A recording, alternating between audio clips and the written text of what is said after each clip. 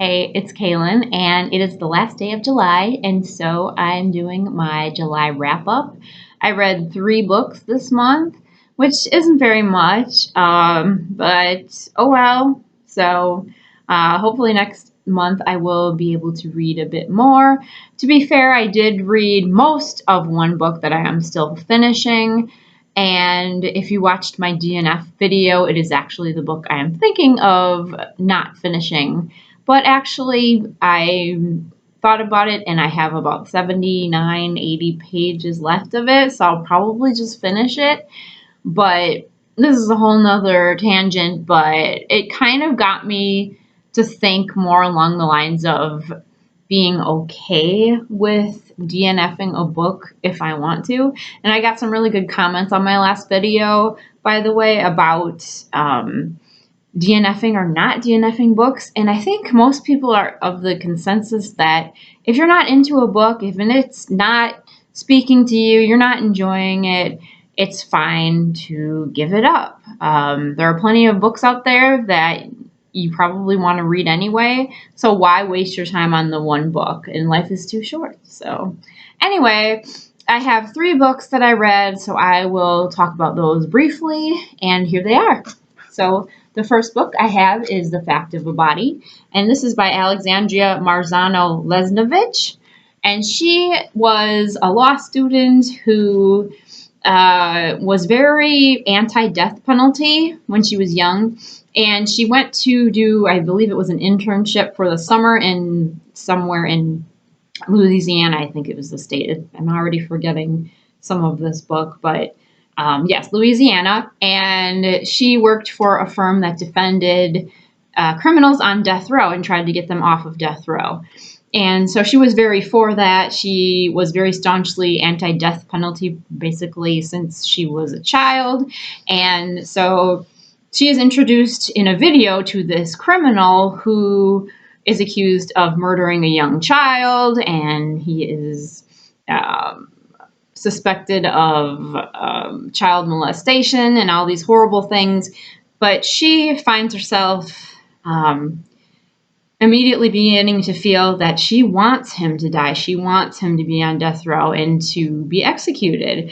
And so this deals with her coming to terms of why she feels this way, why she's having a change of heart, and it goes into her own background and dealing with sexual abuse that she had as a child. So, along with going into her childhood and her past, it parallels the story of her finding out more about this case and about this criminal who she's studying. I'm sorry, my nose is itching me so much. It's summer allergies. So anyway, so she's studying this guy and wants to find out more about him and everything she can. She travels down to Louisiana and finds out more about his family. And there's so many tragic sad moments in this book involving not only her life story, but the story of this criminal and his own family. And it really, really tugs at your heartstrings. It's difficult to read in parts, but it's also very fascinating and very well written. This woman is very bright. She went to law school at Harvard, then decided she wanted to become a writer and not study or not practice law anymore. So this is a great book. I gave it 4 out of 5 stars. And I would recommend it if you are into true crime or just want to read a really good memoir about a really interesting person. So, the next book I read was Wendy's Button Box by Stephen King and Richard Chizmar. This was a bit of a one-note book for me. It didn't really impact me very much. This is kind of a short book. And I do like short books because I read slow. So I thought, oh, this will be a quick read. Maybe it'll be fun and suspenseful, kind of a scary read. It wasn't scary to me. It was more of kind of like a sort of psychological thriller. This young girl, she's 12. She meets a man on a park bench. He's dressed all in black, and he says he has something for her. And he gives her a wooden box that has all kinds of buttons on it. And he tells her that the buttons all represent continents of the world, and basically hints to her without really saying so that if she presses any of those buttons, something horrible will happen with those continents. The assumption is that she'll destroy a part of the world. And so it's her job to take care of the button box and make sure nobody finds it. And she's able to push a couple of the buttons anytime she wants. And one of the buttons she's supposed to touch never. And she's not told what it will do, but she's to never, ever, ever push this red button. I think it's the red button. Anyway, one of the buttons gives her special rewards every day. There's one that gives her chocolates in the shape of animals.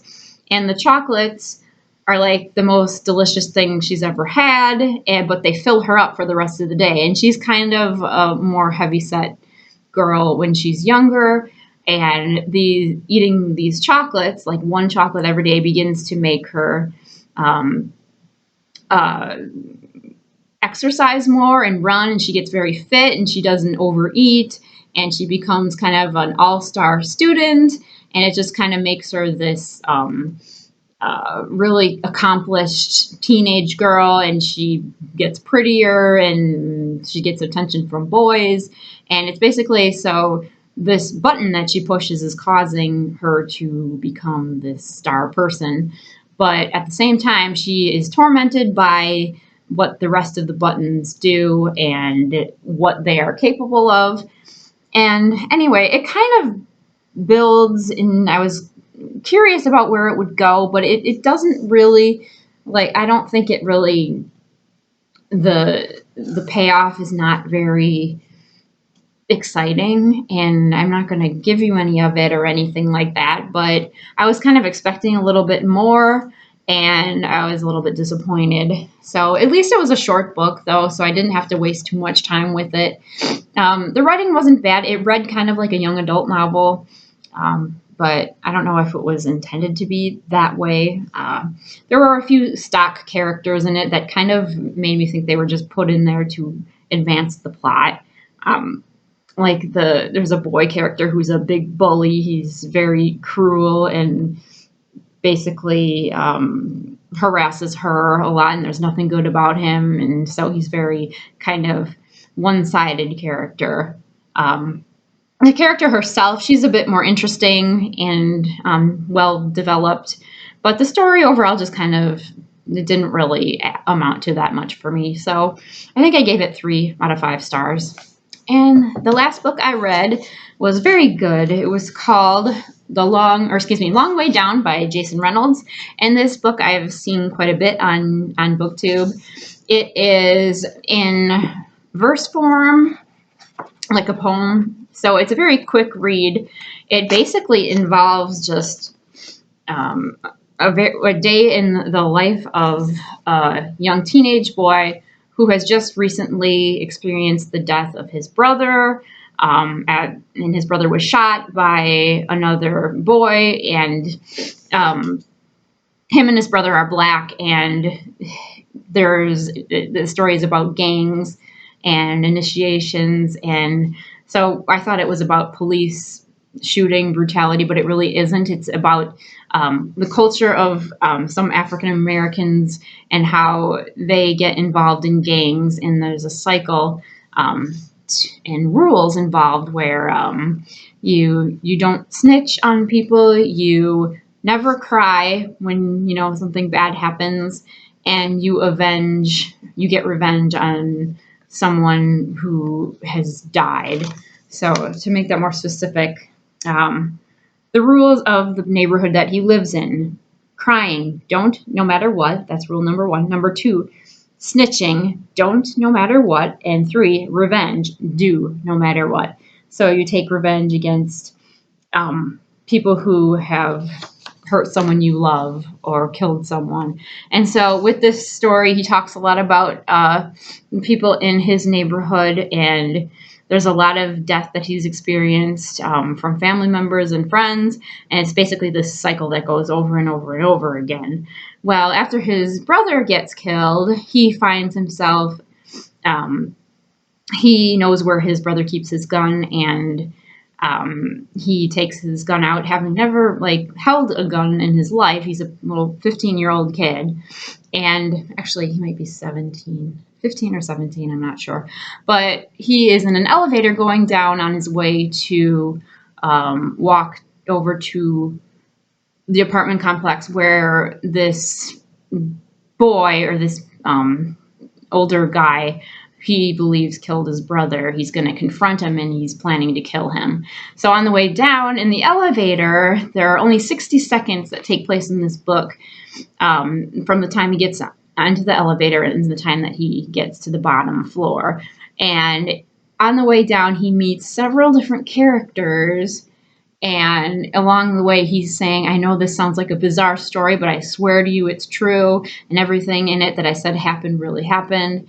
So I won't tell you about how the characters, but they basically are there to influence the choice that he's about to make. And whether he's going to carry it through and go through with it. So anyway, this book was very well written. I thought it was just very poetic. Well, I mean, it's written in verse, so it's like short poems. But I thought it was appropriate the way it was done, because covering a short amount of time, it probably wouldn't make much sense having it in a narrative form, because it would take too long. So this read kind of more snappy and quickly.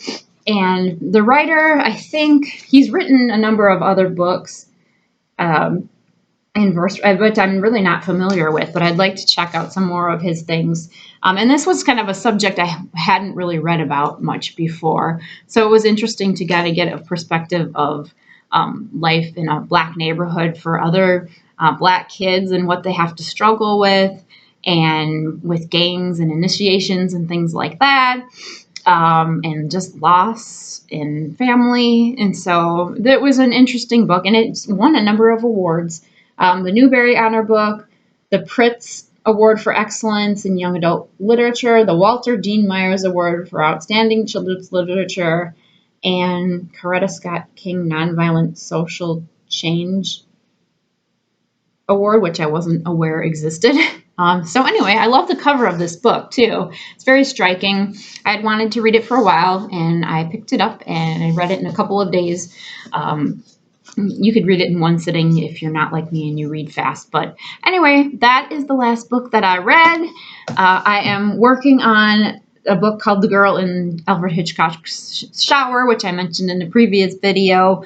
I don't have it right in front of me to hold up for you, but I am finishing that, and so I will talk about that in my August wrap-up, or probably my August TBR video, which will be coming up shortly. Anyway, those are the books that I read. I hope that you had a good reading month, and I'd love to hear what you have read, or if you've read any of the books that I have presented here. Thank you very much for watching, and I will see you in my next video. Bye.